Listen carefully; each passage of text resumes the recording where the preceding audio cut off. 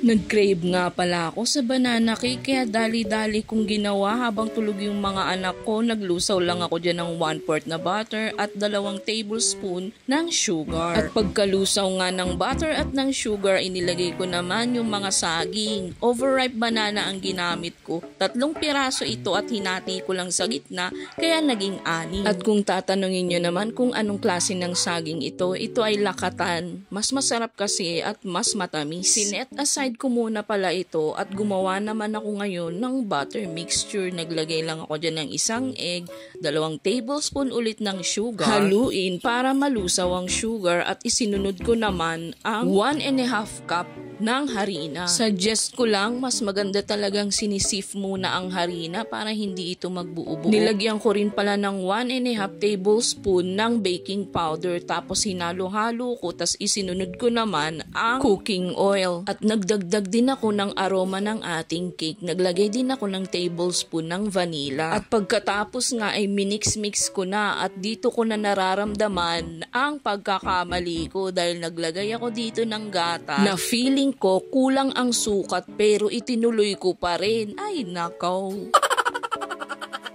Halo nga ako ng halo dyan pero nararamdaman ko talaga na malapot to. Gusto ko nga sana siyang dagdagan ng gatas pero itinuloy ko pa rin. Ayan at ipinakita ko pa nga kung gaano siya kalapot. O diba?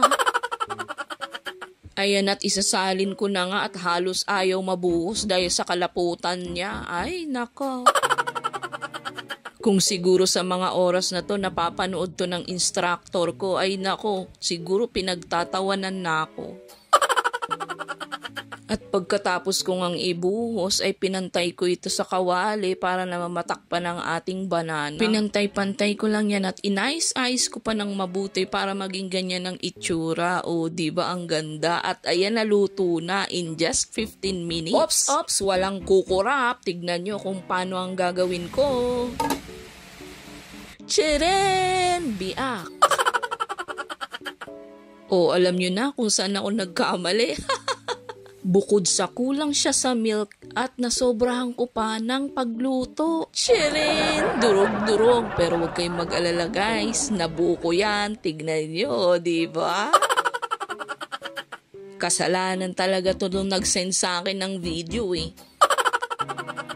Pero sa totoo lang guys, masarap siya. Masarap yung pagkatimpla. The best yung lasa. Tinikman ko pa nga. Pero syempre nakakaya naman kung bibigyan ko pa yung kapitbahay na ganyan ang itsura. Baka sabihin nila, tira-tira ko na lang. So that's all for today's video guys. Maraming salamat. Ito nga pala ang recipe ko na upside down banana cake. Pero mukhang down na lang.